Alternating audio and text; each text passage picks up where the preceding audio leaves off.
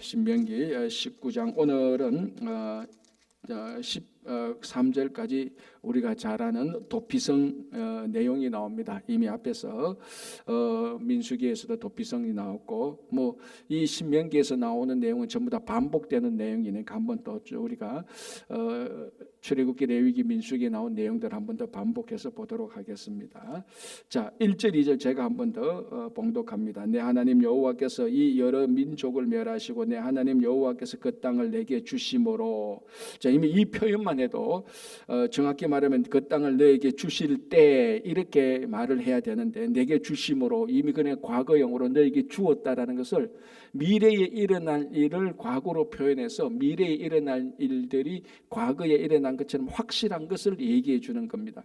이미 앞에서도 이스라엘 백성들이 가나안에 들어가서 그 땅을 차지하게 되는 그 내용에 대해서 물론 어떨 때는 미래형으로 표현했지만 오늘 이 본문처럼 과거형으로도 표기합니다. 그러니까 미래에 일어날 일들을 과거로 표현하는 것은 시제가 잘못되었지 않느냐 이렇게 문법적으로 볼 수 있지만은 내용적으로 볼 때는 그만큼 미래에 일어날 일이 이미 일어날 일이 일어난 것처럼 확실하다는 것을 얘기해 줍니다. 그러니까 혹시나 이런 사람들이 있지 않겠습니까? 혹시나 우리가 저 가나안 땅에 들어갈지 안 들어갈지 어떻게 하냐? 우리가 아직 들어가지도 못하고 들어갈지도 우리가 아직 확실히 모르는데 이런 계명들 받아가 이거 뭐 하냐? 이런 생각을 할 수도 있을 수 있을 겁니다. 가나안 땅에 아직 들어가지 못했기 때문에. 그러나 그때마다 하나님께서 너에게 주시는 땅에, 주실 땅이 아니고 주시는 땅에 이렇게 말합니다. 그러니까 그런 의심은 일치할 필요가 없다라는 것을 얘기하죠. 그래서 19장 1절 중간에 그 땅을 너에게 주심으로 되죠. 너가 그것을 받고 그들의 성읍과 가옥에 거주할 때에 2절 내 하나님 여호와께서 너에게 기업으로 주신 땅 가운데서. 자, 이 땅을 이제 하나님께서 이스라엘 백성들이 영원토록 살 수 있는 기업으로 주신 것입니다. 그죠? 자, 새 성읍을 너를 위하여 구별하고. 자, 새 성읍. 자, 여기서는 이제 가나안 약속의 땅에 들어갔으니까 가나안 땅, 요단강을 건넌 땅을 말하는 겁니다. 요단강 건넌 땅에서, 그 요단강 건넌 땅이 처음에 약속의 땅 그 지역이죠. 그곳에 가거든 새 성읍을 구별하라라고 얘기를 하고 있습니다. 자, 이게 이제 우리가 알고 있는 도피성인데, 이미 이스라엘 백성들은 요단강을 건너기 전 요단강 동편 쪽에 두 지파 반이 땅을 차지했습니다. 원래는 그게 아니었는데 이 두 지파 반이 그 땅이 좋아 보여서 그 땅을 요구할 때에 하나님께서 이 두 지파 반에게 그 땅에서 살도록 허락했습니다. 그래서 정확히 말하면은 요단강 동쪽에 새 성읍, 요단강 서쪽에 새 성읍 이렇게 되어가 있거든요. 자, 우리가 9절을 보겠습니다. 19장 9절 이렇게 되어 있죠. 또 너희가 오늘 내가 너희에게 명하는 이 모든 명령을 지켜 행하여 너희 하나님 여호와를 사랑하고 항상 그의 길로 행할 때에 이 셋 외에, 이 셋은 뭡니까? 요단강을 건너가서 약속의 땅에서 구별할 새 성읍, 이 셋 외에 새 성읍을 더하여. 그러니까 이 새 성읍은 이미 요단강 동쪽에서 새 성읍을 더하여. 그래서 합해서 도피성이 몇 개죠? 6개. 이건 우리가 새벽기도 나온 사람들한테는 상식입니다. 그죠? 자, 그럼 지도를 한번 보겠습니다. 이미 그때도 한번 본 건데요. 스크린에 그 도피성 지도 한번 올려주시기 바랍니다.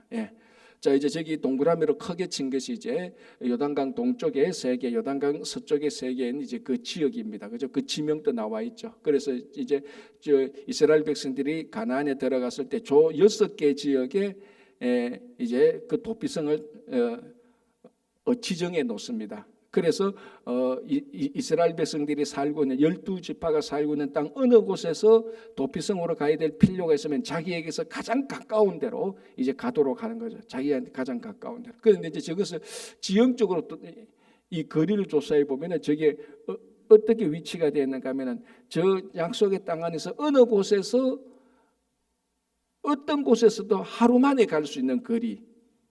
내가 여기서 사고를 쳤다. 여기서 도피성에 가야 될 필요가 있다.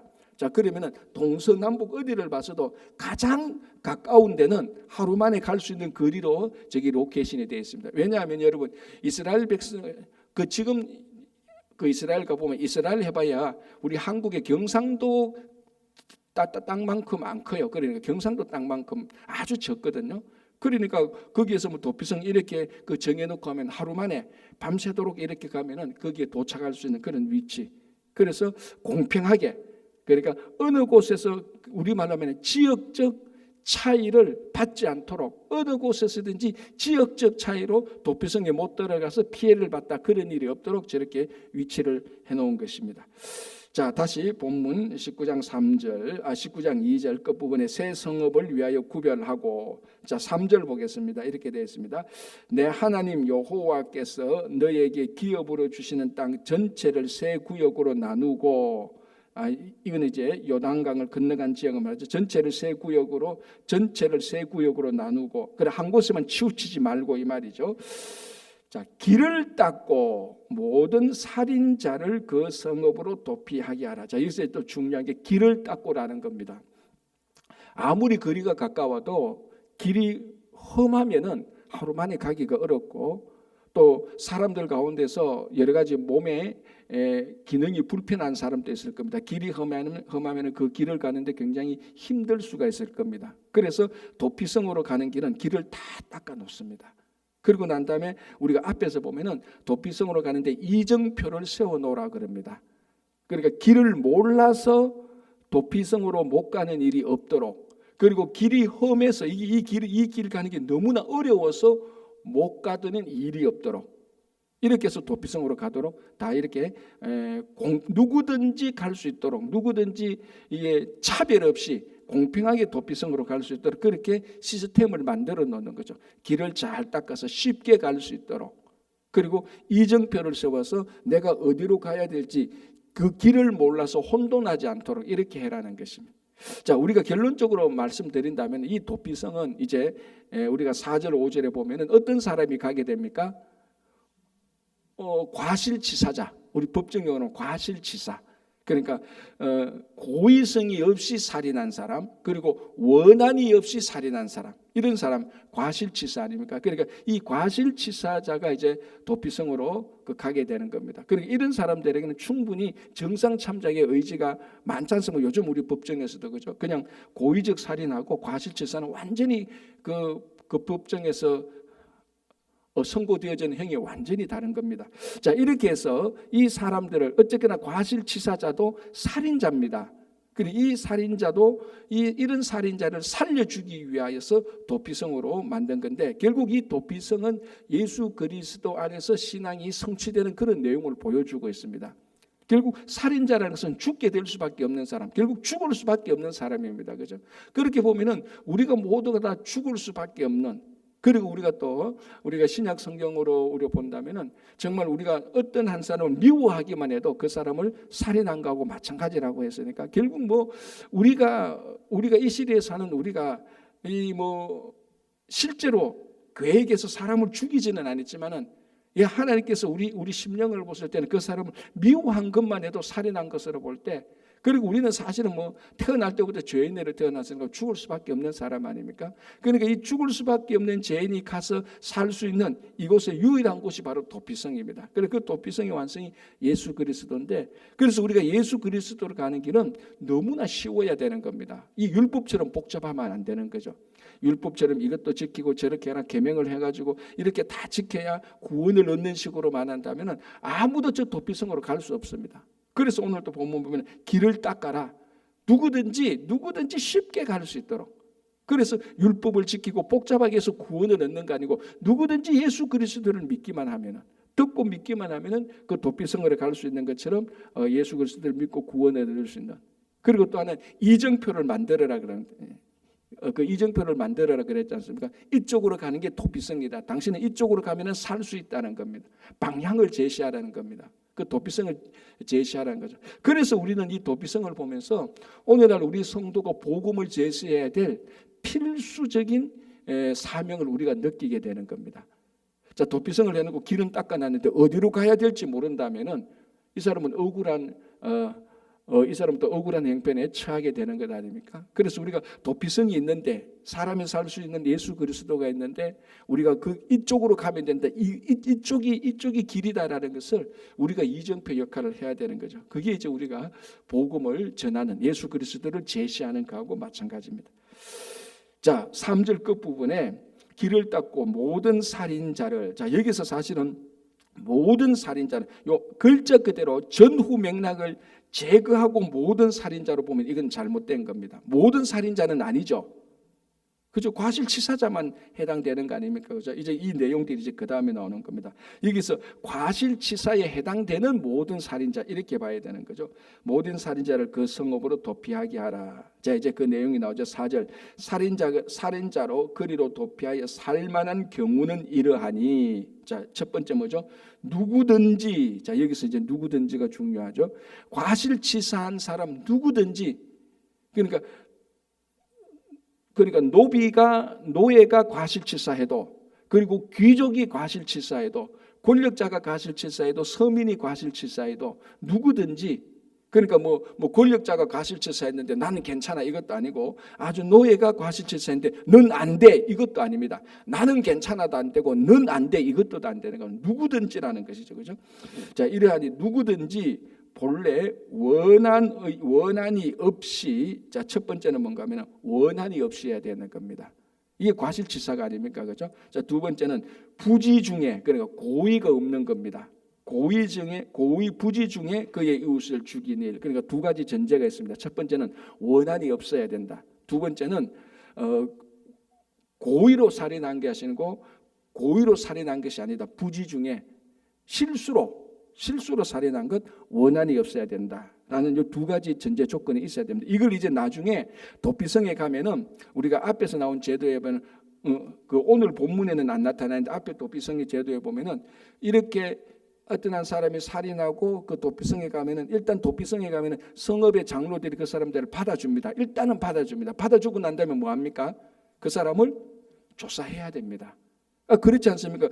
만약 그런 절차와 과정이 없다면은 고의로 살인해놓고 도피성에 가면은 이 살인자가 진짜 도피성에서 이 잘못된 삶을 살게 되는 것 아닙니까? 그래서 성읍의 장로들 일단 받아줘서 두 가지를 조사합니다. 뭡니까? 네가 죽인 사람하고 원한이 있는지 없는지. 그걸 보고 살인한 방법을 보면은 이게 계획적인 살인인지 부지 중에 살인지 실수로 살인지 알 수 있을 것 아닙니까? 그죠? 물론 이 성읍에 있는 장로들이 탐정이 되어가지고 오늘날 하는 것처럼 최신 과학 수사는 못하겠지만, 어쨌거나 그 당시 행편으로서는 성읍에 있는 장로들이 탐정 같은 사람들이 되어서 두 가지를 조사합니다. 원한이 있는지, 부지 중 이게 실수인지 의도적인지. 그래서 이 두 가지 조건에 합당하면 그 도피성에서 살도록 하는 거죠. 언제까지 삽니까? 그 도피성의 제사장이 죽을 때까지. 그래서 이 과실치사를 당했던 사람들의 가족이나 친구들이 와서 도피성에 와서 그 살인죄를 내놓아라 그래도 내주면 되면 안 되잖아요, 그죠? 내주면 안 됩니다. 왜? 그 성읍의 장로에서 조사를 해보니까 이 사람은 이 도피성에 들어와서 살아야 될 사람이라고 확신했기 때문에. 그래서 그 사람은 제사장이 죽을 때까지 거기서 삽니다. 근데 언제 방면되냐? 제사장이 죽으면 방면됩니다. 나가게 되는 거죠. 나가게 돼서는 그 과실치사한 그 죄를 어떤 사람도 물을 수가 없는 것입니다. 그래서 자유하게 되는 겁니다. 그래서 여기서도 성읍의 제사장이 죽어야 이 도피성에 도는 사람이 자유롭게 되는 겁니다. 여기서 또 우리는 예수 그리스도의 모습을 볼 수 있지 않습니까? 그 성읍의 제사장이 죽을 때 이 사람이 자유로워되는 것처럼 예수 그리스도께서 우리를 위해서 대신 죽었기 때문에 우리는 자유롭게 사는. 그러니까 이 도피성 제도의 모든 것은 예수 그리스도 안에서 구원의 완성이 되는 것하고 같은 것입니다. 4절에 그래서 두 가지 조건을 말하고, 자, 그리고 이 두 가지 조건에 해당되는 한 가지 구체적인 예를 들어주고 있습니다. 어떤 사람이 도피성에 갈 수 있냐? 원한 없이 부지 중에 살인한 사람인데, 예를 들자면은 이런 게 이제 5절 6절이 나오는데, 이게 아마 예이지만 실제로 이런 일이 있었던 것이라고 추정이 됩니다. 자, 한번 보겠습니다. 5절에 가령 사람이 그 이웃과 함께 벌목하러 살림에 들어가서 손에 도끼를 들고 벌목하려고 찍을 때에 도끼가 자루에서 빠져 그의 이웃을 맞춰 그를 죽게 함과 같은 것이라. 자, 어떤 케이스죠? 둘이 이제 저 깊은 산에 벌목하러 갔는데 하다가 보니까 잘못해서 도끼가 이 그날에 빠져서 상대방을 죽였단 말이죠. 물론 치밀한 의도로 이게 원한 없이 부지 중에 보인 것처럼 이렇게 만들 수는 있을 겁니다. 그죠? 뭐 지금 그런 것을 우리가 말하는 게 아니고 원칙을 말하는 겁니다. 그죠? 그래서 만약 이런 사람이 도피성이 오면은 이제 조사를 하는 거죠. 그 네가 죽인 사람하고 관계가 어떤 사람이냐 쭉 들어보고 또 의심쩍으면 뭐 우리말로 하면 또 더 조사를 할 수 있겠죠. 들어보면 이거는 원한 관계가 아니다. 첫 번째 통과. 두 번째 어떻게 죽였느냐. 그냥 벌목하다가 이게 빠져나와서 죽었다. 또 조사해 보니까 이거는 의도적으로 죽인 게 아니구나. 원한이 없구나. 의도적으로 죽인 게 아니구나. 그럼 너는 이제 도피성에서 살 수 있다. 그 구체적인 예가 바로 이런 것이라는 겁니다. 뭐 이런 예들은 우리가 수도 없이 많을 수 있죠, 그죠? 예. 이제 이런 사람들은 억울하게 그러니까 억울한 살인 표현이 좀 있네. 억울한 살인자. 뭐 하여튼 억울한 살인자 뭐 그렇게 말할 수 있겠죠. 어쨌거나 살인자는 살인자예요, 그죠?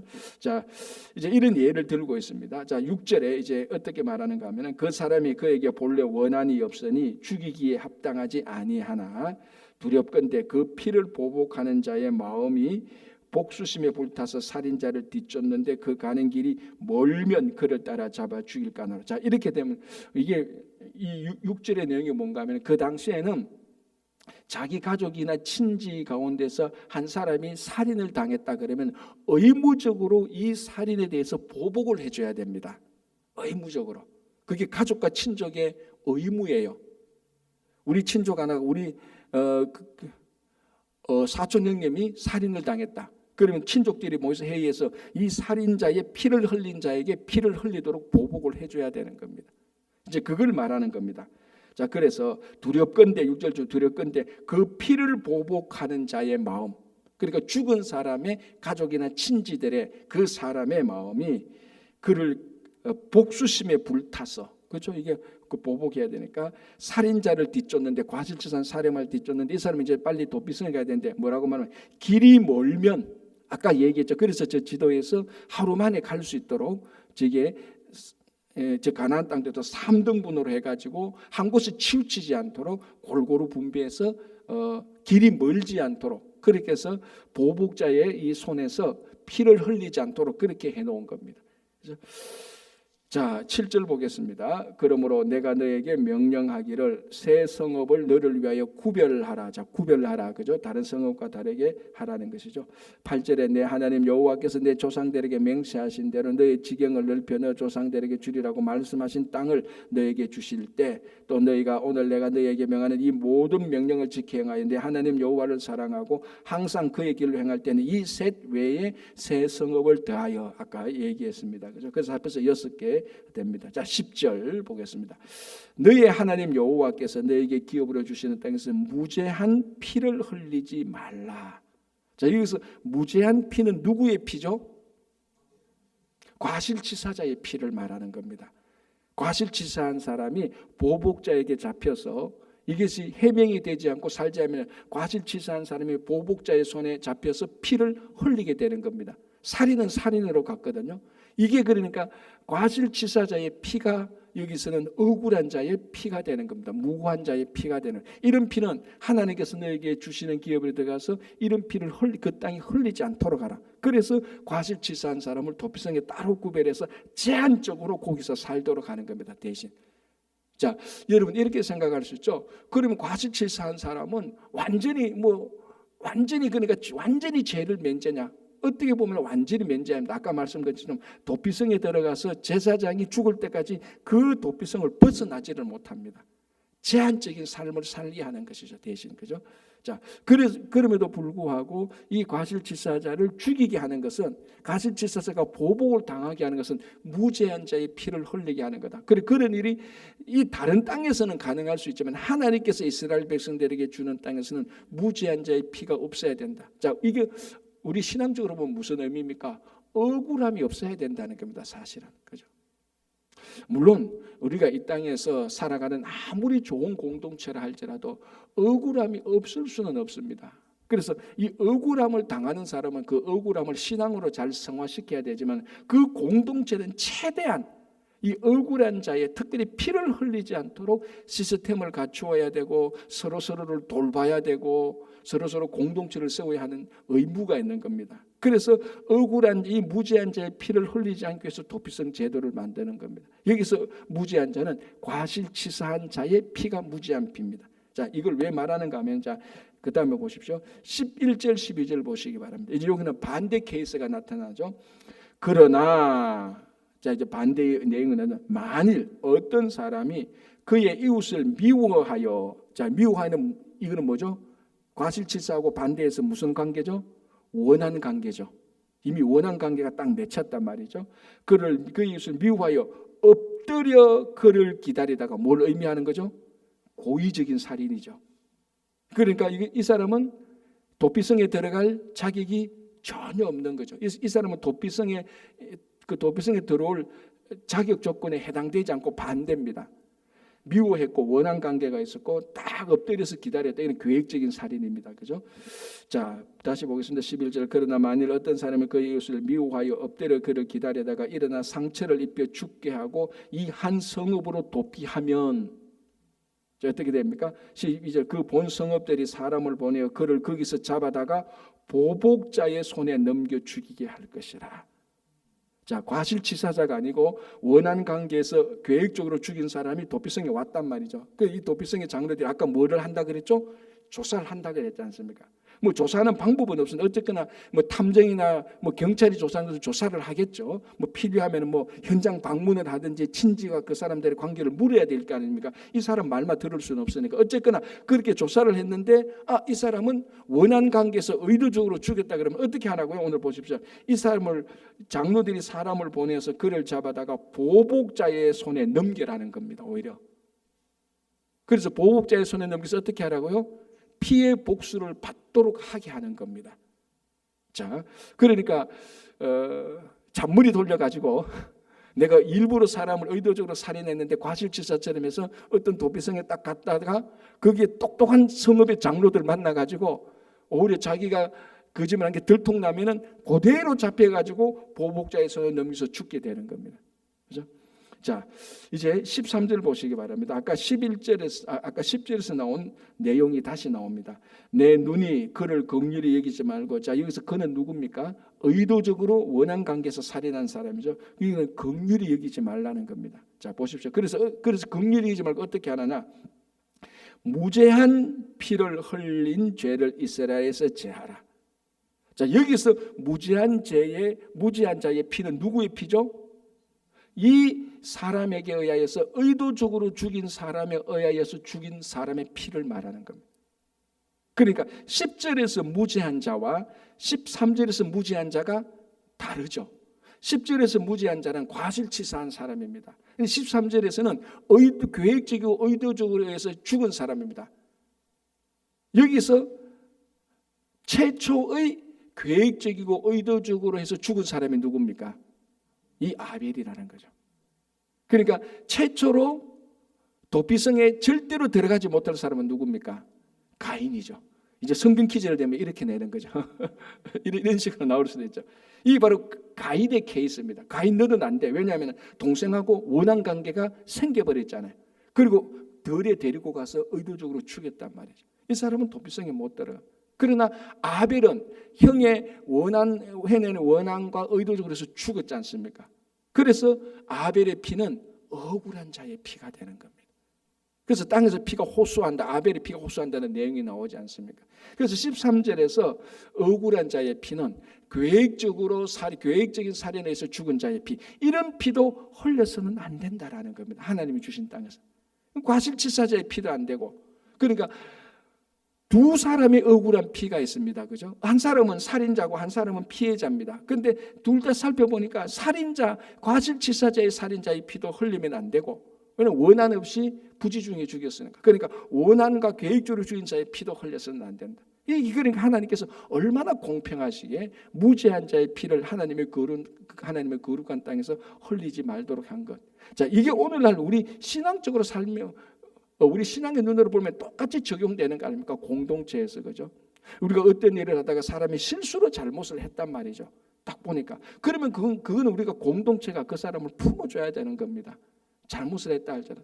그러나 의도적으로 계획적으로 계속해서 공동체를 파괴하려고 하는 사람들, 계속해서 공동체를 험담하는 사람들, 계속해서 사람을 괴롭히는 사람들, 이런 사람에 의하여서 반대쪽에 보면 이 사람이 무지한 자의 피를 흘리는 겁니다.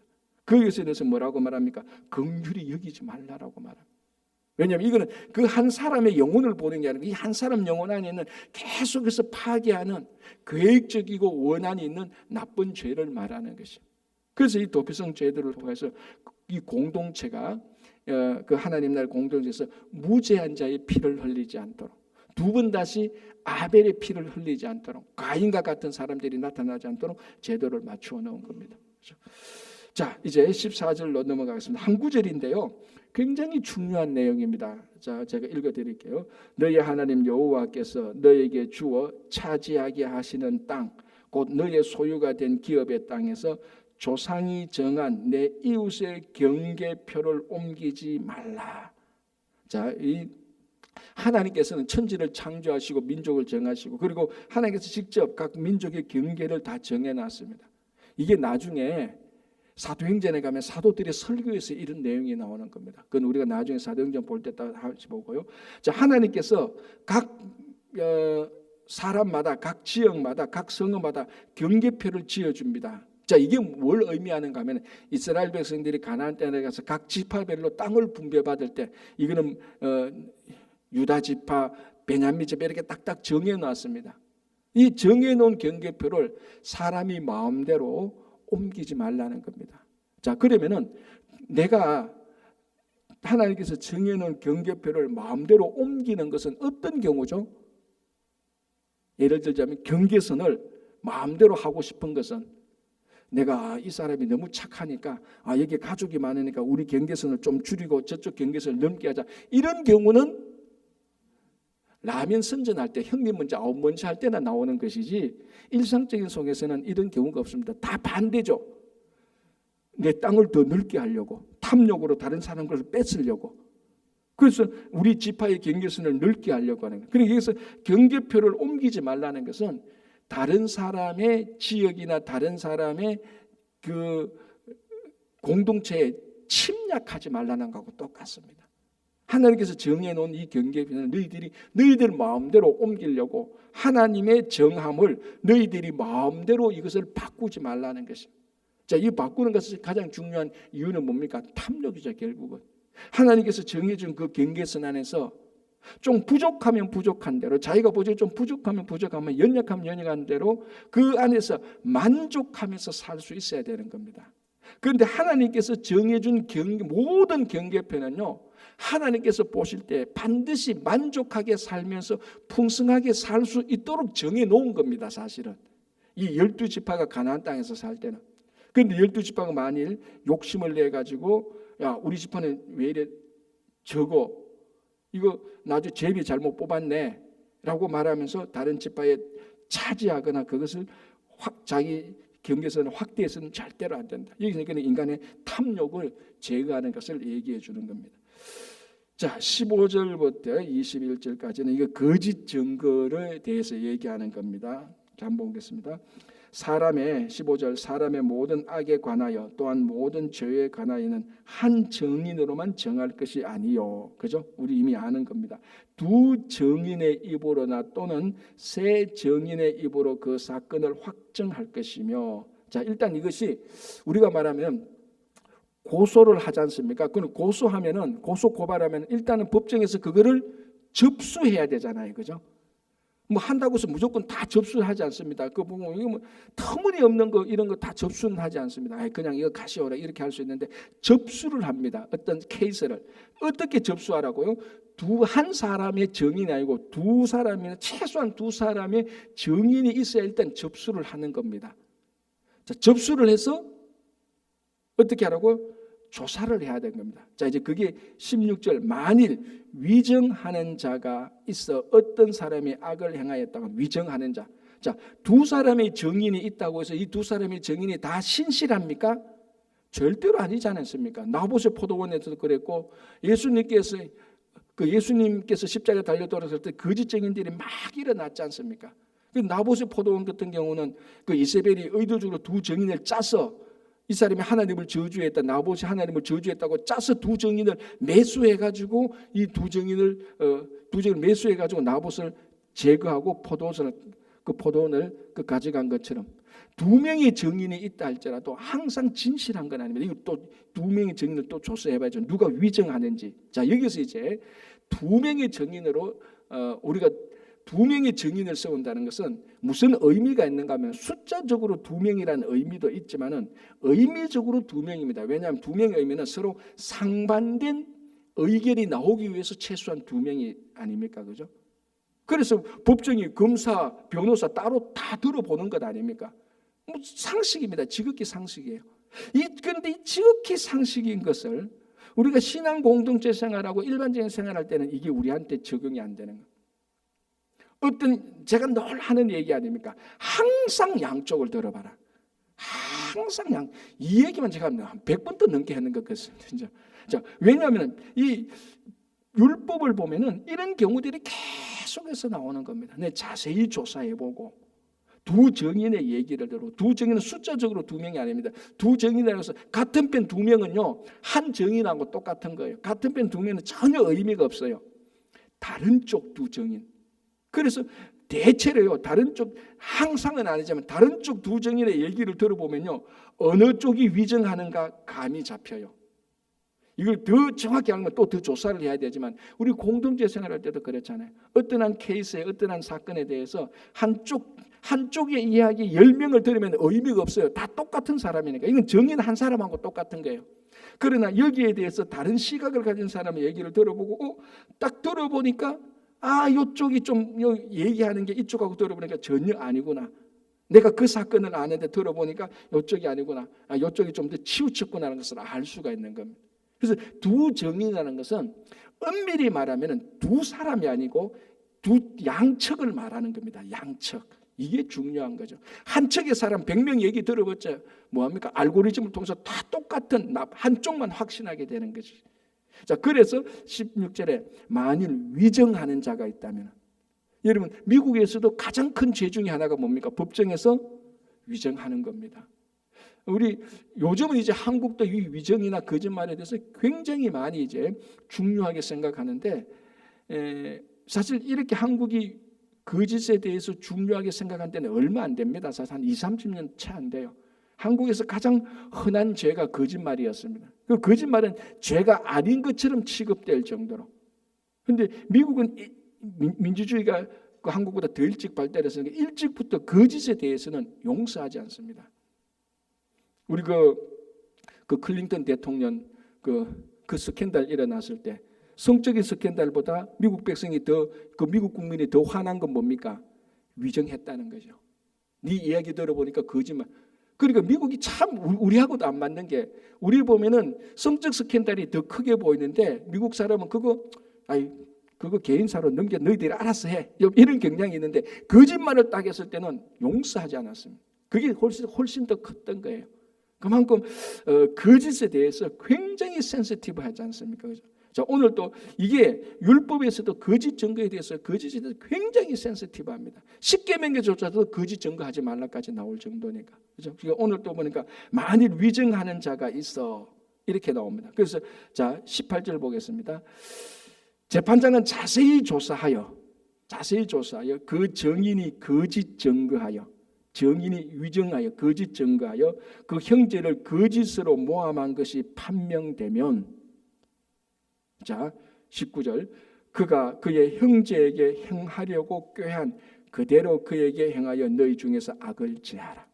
무섭죠. 내가 이 사람을 거짓 증언해서 거짓 증거해서 이 사람을 피해 보도록 한 것은 네가 그대로 덮어 씌우라는 거야. 이 사람 그대로 주라는 거야. 예를 들어서 홍길동이라는 사람이 A라는 사람을 거짓 증거해서 이 사람의 명예가 굉장히 훼손되게 했다. 그런데 나중에 조사해보면 홍길동과 거짓 증거했어. 그럼 똑같이 명예를 불명예 하도록 한다는 겁니다. 그러면 뭡니까? 거짓 증거해서 이 사람을 사형에 처할 수 있는 거짓 증거를 했다. 이게 들통이 났다. 어떻게 하라고요? 이 사람을 사형시키라는 겁니다.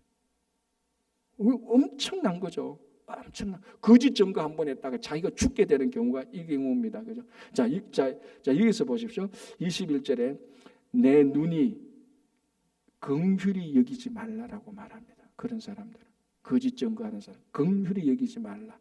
그래서 나오는 게 이제 생명이라는 생명, 눈에는 눈. 여기서 바로 이런 말이, 여기서 눈에는 눈, 생명의 생명의 의미가 여기서 나온 겁니다. 모든 율법이 생명이라는 생명, 눈에는 눈 그게 아니에요. 여러분 율법 안에도요. 여러분 율법을 보십시오. 하나님의 그 자비하심과 하나님의 공평하심 율법 속에 다 드러나 있습니다. 우리가 율법 그러면은 너무 딱딱하고 너무 법적이고 너무 엄격하다고 생각했는데 여러분 지금 우리가 출애굽기를 여기 민수기 신명기에 계속해서 율법을 보지 않습니까? 어떤 걸 느꼈습니까? 물론 엄격한 게 분명히 있어요. 그러나 그 율법을 볼 때는 자 오늘 율법은 아니지만 이 도피성 제도를 보십시오. 도피성 제도에 무고한 자의 피를 한 방울도 흘리지 않기 위해서 이 도피성을 만드는 겁니다. 그래서 과실치사자의 피가 무고한 죄로까지 그 과실치사를 포용하는 것 아닙니까? 그러니까 이런 하나님의 법제도를 보면요 엄격한 것도 있지만 엄격보다 훨씬 더 하나님의 긍휼과 자비와 사랑이 넘치고 있어요. 거기에는 이런 제도, 이런 법이 있어야 공동체가 하나님의 나라가 되거든요. 그런데 가끔 엄격하게 나오는 게 오늘 이 보십시오. 내 눈이 그를 긍휼히 여기지 말라. 누구? 거짓 증거하는 사람은. 거짓 증거로 상대방이 목숨이 잃을 것 같으면 거짓 증거하는 사람의 목숨을 빼앗아가라는 겁니다. 그러니까 이 율법에는 하나님의 긍휼한 사랑도 있지만은 하나님의 나라를 세우기 위한 공동체를 하나님의 공동체를 세우기 위해서는 엄격함도 있다는 겁니다. 그 중에 하나가 거짓 증거입니다. 왜 이것을 우리가 중요하게 여기는가 하면은 우리 일상 속에서 얼마나 우리가 중요하게 생각하지 않고 사사로이 거짓 증거를 하고 있는지 너무너무 많습니다. 너무너무 많습니다. 어떨 때는 의도치 않게 거짓 증거하죠. 왜냐하면 누구한테 들은 얘기 조사 안 하고 그냥 다른 사람한테 옮기잖아요. 의도는 없었지만 거짓 증거를 전달하는 겁니다.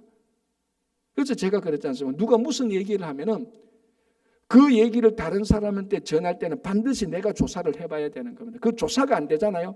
그러면 전달하면 안 돼요. 그게 자기는 의도치 않지만 거짓 증거를 하는 거하고 마찬가지 결과를 나타내는 겁니다. 그래서 우리들이 이런 율법을 볼 때 우리들이 정말로 중요하게 생각해야 될 것을 가볍게 생각하고 넘어가면서 공동체에 악영향을 끼칠 때가 참 많습니다.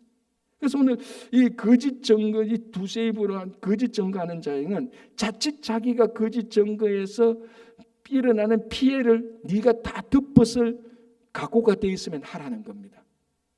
그러면 누가 하겠습니까? 아무도 안 하죠. 아무도 안 할 겁니다. 이걸 엄격하게 본다면 이 거짓 증거에 대해서 하나님께서 어떻게 보는가? 함부로 상대방에 대해서 막 욕을 하잖아요.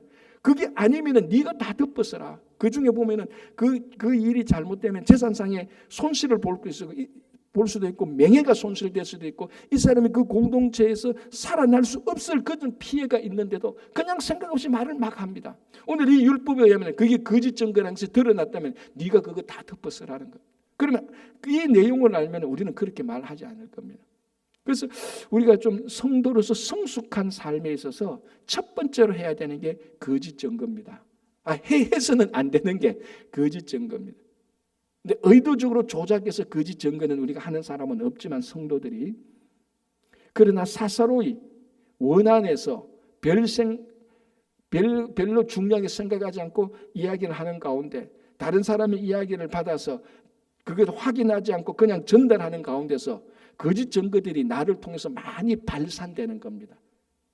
그래서 우리가 성숙한 성도라면은 이게 내가 이런 말을 해도 되나? 이건 안 되지. 내가 확인하지만 이 잘못하면 거짓 증거가 되는데 라고 생각하면은 입을 다물 줄 아는 그게 성숙한 사람의 모습입니다. 그래서 여기 나오는 율법들이요 오늘날 전부 다 우리 실제적인 삶 속에 그대로 적용될 수 있는 겁니다. 그래서 우리가 출애굽기, 레위기, 민수기, 신명기에 나오는 율법이 옛날에 함무라비 법전처럼 그건 그 시대 사람 것이 아니고 오늘날 똑같이 예수 그리스도를 믿는 우리들에게 그대로 적용할 수 있는 율법의 정신, 이 안에 하나님의 공평과 하나님의 사랑이 있습니다. 이걸 우리들이 잘 지켜서 더 성숙한 여러분들이 되시기를 바랍니다. 우리 같이 기도하겠습니다. 오늘 토요일 같이 기도할 때 특별히 이제 우리 자녀들 신학기 그리고 가을을 맞이하면서 우리 새롭게 다음 주 또 우리 특별 새벽 기도하는데 특별 새벽 기도 많이 나오고요. 또 우리 10월 4일 5일부터 양일간 또 선교 바자회를 하게 됩니다. 물론 그 중간이 각 선교에서 사정상 또 선교 바자회 일찍 하는데요. 이 선교 바자회 전체를 통하여서 우리 교회가 선교를 잘 감당할 수 있도록 우리 기도해 주시고요. 그리고 우리 또 성도님한테 몸이 연약하신 분들이 있습니다. 수술 기다리고 있고 수술 후에 회복하는 분들, 그분들을 위해서 기도해 주시고 각 구역마다 성교회마다 교회 행사마다 우리 같이 주여 한번 크게 부르고 그리고 양육반을 위해서도 같이 기도해 주십니다. 통솔 한 2, 3분간 같이 기도하겠습니다. 주여 아버지 하나님 주님 감사합니다. 오늘도 주님 우리에게 함께 해주시고 아버지의 토요일 새벽에 나와서 하나님의 말씀을 함께 묵상할 수 있는 은혜를 주심을 감사합니다. 아버지 하나님 오늘 또 역시 이 말씀을 보면서 무죄한 자의 피가 흘리지 않도록 주님께서 인도해 주시고 우리 입술을 통하여서 어떤 경우로든지 어떤 방식이든지 거짓 증거가 흘러나가지 않도록 주님 인도하여 주시고 하나님께서 정해주신 그 경계표를 인간의 탐욕으로 옮기지 않도록 주님 도와주시옵소서. 주님 오늘도 저희들 함께 모여서 기도합니다. 우리들의 기도를 들으시고 응답해 주시기를 간절히 바라옵고 원하옵나이다. 아버지 하나님 이제 또 다음 주부터 우리 자녀들이 새로운 학기를 맞이하면서 한 학년 올라가게 됩니다. 우리 자녀들에게 지혜와 지식을 주셔서 한 학기 맞이하면서 잘 아버지 적응해가고 더 성숙한 더 지혜로운 자녀들 될 수 있도록 믿음이 더 성숙한 자녀들 될 수 있도록 도와주시옵소서. 하나님 올라가서 아버지 하나님 또 좋은 친구들 좋은 선생님 만날 수 있도록 도와주시고 특별히 그들이 하나님 올라간 만큼 믿음이 더 자라게 하여 주시기를 간절히 원합니다. 또 특별히 가을을 맞이해서 우리 성도님들 아버지 분주하고 더웠던 여름을 지나고 가을을 맞이하면서 더 기도의 자리를 지키고 말씀의 자리를 지킬 수 있도록 주님께서 역사해 주시기를 간절히 원합니다. 주님 10월 4일부터 5일까지 양일간 또 저희들 올려도 어김없이 선교 바자회를 하게 됩니다. 수고하신 우리 회장님들에게 선교장님들에게 함께하여 주시고 온 성도님들의 기쁨으로 참여해서 주님 우리 친구교회가 맡겨준 선교 사역을 감당할 수 있도록 주님께서 역사해 주시고 또 이 바자회를 또 선교 바자회를 통해서 다시 한번 아버지 하나님 우리 온 교회가 하나 되는 또 친목 친교 공동체 선교 공동체가 될 수 있도록 주님께서 역사해 주시기를 간절히 원합니다. 주님 9월달 10월부터 양육교사를 시작해서 저희들이 아버지 하나님 또 친구교회에 주신 하나님의 말씀을 양육하고자 합니다. 주님 함께하여 주시고 저희들이 이 양육을 통해서 온 친구교회 전체가 다 성숙한 교회가 될 수 있도록 주님께서 함께해 주시고 예수님의 제자의 길을 걸어가는 우리 친구교회가 될 수 있도록 주님 도와주시옵소서. 또 우리 성도님들 연약하신 육신에게 주님께서 능력을 주시고 친히 안수하여 주셔서 우리 모든 성도님들의 육신의 강건함과 영육 간의 강건함을 주시고 혹 우리 성도님들 가운데 시험에 든 심령이 있다면 주님께서 그들을 찾아가서 위로하시고 격려하여 주시고 아버지 하나님 낙담한 심령에게 용기를 다하여 주시기를 간절히 원합니다. 그래서 늘 강건한 영육 간의 강건함으로 주님의 일을 잘 감당할 수 있도록 주님 도와주시고 함께해 주시기를 간절히 바랍니다. 하나님 아버지 감사합니다. 오늘도 저희들 함께 나와서 주님의 말씀을 듣습니다. 이 말씀을 듣고 흘리는 것이 아니라 늘 새기고 행할 수 있도록 주님 인도해 주시고 우리의 삶을 통해서 무고한 자의 피가 흘리지 않도록 도와주시고 하나님께서 정해주신 경계표를 옮기는 탐욕을 제거할 수 있도록 도와주시옵소서. 어떤 경우든지 우리 입술을 통하여서 거짓 증거가 흘러나가지 않도록 역사해 주시옵소서. 주님 이제 다음 주부터 우리 자녀들이 한 학년 올라가게 됩니다. 그들에게 필요한 믿음과 지혜와 건강을 더하여 주셔서 한 학년 올라가도 잘 적응할 수 있는 우리 자녀들 될 수 있도록 주님 도와주시옵소서. 그리고 또 아버지 분주했던 더웠던 여름이 지나고 새로운 가을을 맞이하면서 우리가 다시 기도의 자리, 말씀의 자리를 지킬 수 있도록 인도해 주시옵소서. 아버지 10월 4일 5일 우리 선교 바자회를 하게 됩니다. 이 바자회를 통하여서 우리에게 맡겨주신 선교 공동체의 사역을 잘 감당할 수 있도록 도와주시고 또 이 바자회를 함께 한마음 한뜻이 되어서 만들어 나갈 때 세워 나갈 때 온 교회가 선교로 친교하는 친교 공동체가 될 수 있도록 인도해 주시고 특별히 수고하신 우리 선교회 회장님들에게 함께하여 주시옵소서. 또 9월 달부터 양육교사로부터 시작해서 아버지 하는 친구교회가 양육을 통하여서 성숙하는 교회가 될 수 있도록 도와주시고 말씀대로 살아가는 교회가 될 수 있도록 인도해 주시고 먼저 수고하신 우리 양육 리더들에게도 함께하여 주시고 그들에게 지혜를 주시고 믿음을 더하여 주시기를 간절히 바라옵고 원하옵나이다. 아버지 하나님 몸이 연약하신 분들 심령이 연약하신 분들 우리 자녀들 교회 어르신들 다 지켜주실 것을 믿으며 감사하며 예수님의 이름으로 기도합니다. 아멘.